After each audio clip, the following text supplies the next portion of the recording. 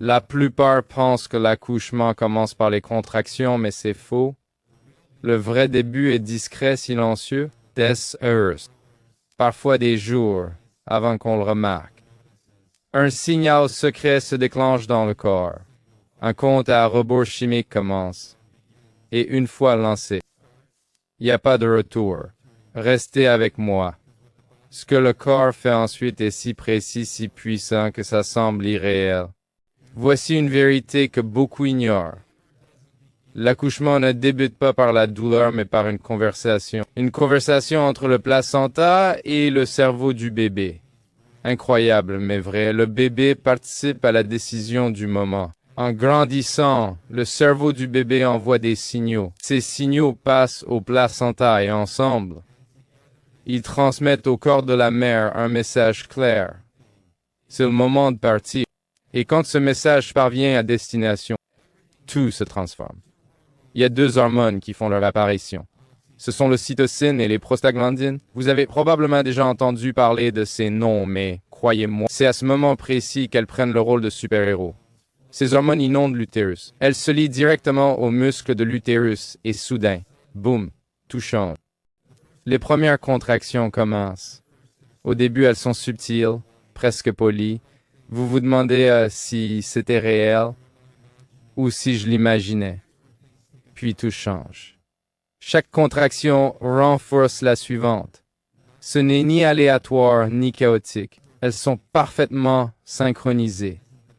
Et leur cible n'est pas encore le bébé, mais le col de l'utérus. Laissez-moi expliquer, c'est incroyable. Le col de l'utérus est comme une porte bien fermée.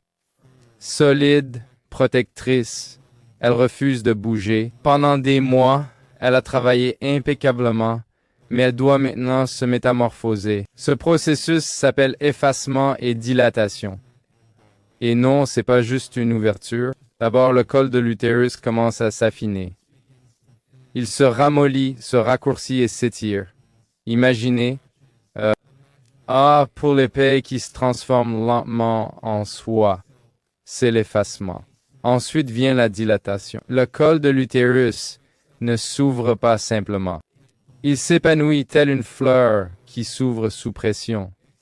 Cependant, cette fleur réagit à la force, au rythme et à l'objectif précis.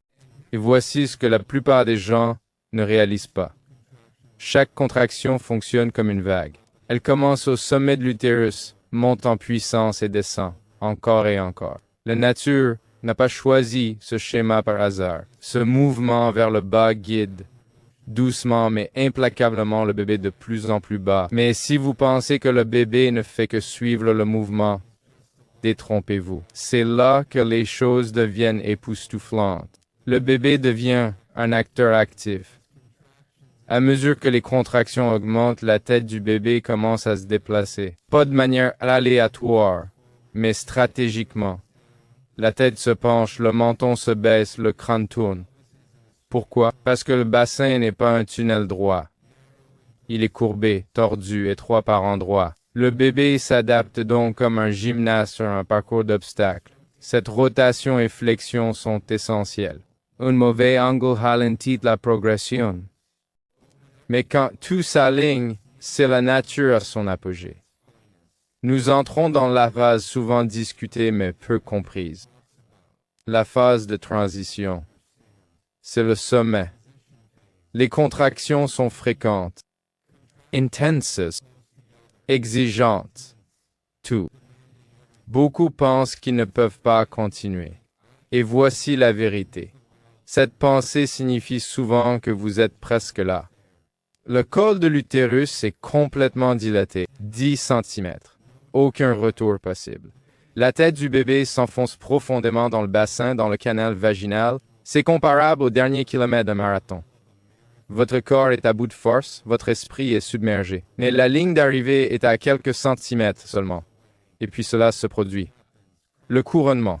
C'est l'un des moments les plus dramatiques de toute la biologie humaine. La plus grande partie de la tête du bébé devient visible.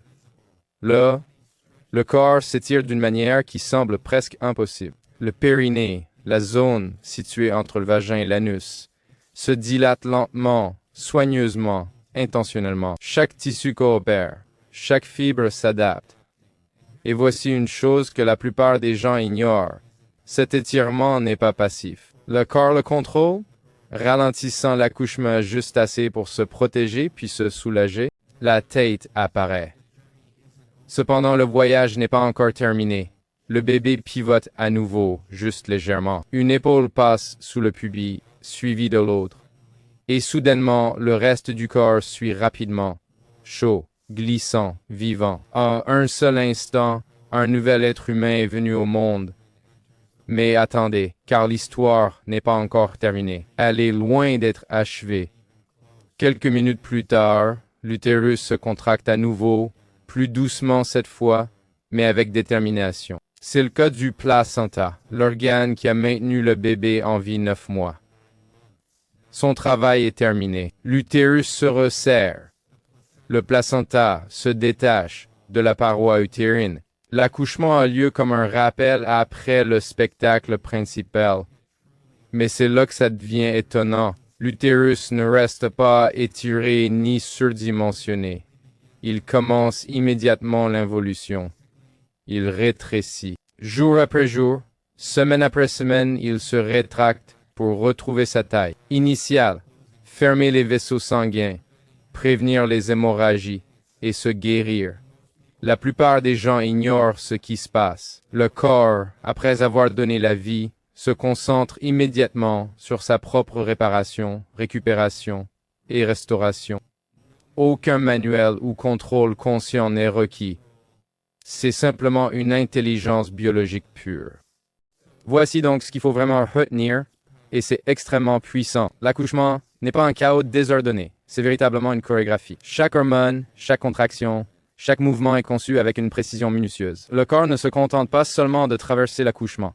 Il sait exactement comment le faire. Que vous ayez accouché, que vous ayez été témoin d'un accouchement ou que vous l'ayez simplement appris, une chose est absolument indéniable. Le corps humain est capable de réaliser quelque chose d'extraordinaire. Et une fois que vous aurez vraiment compris ce qui se passe sous la surface, vous ne verrez plus jamais l'accouchement de la même manière.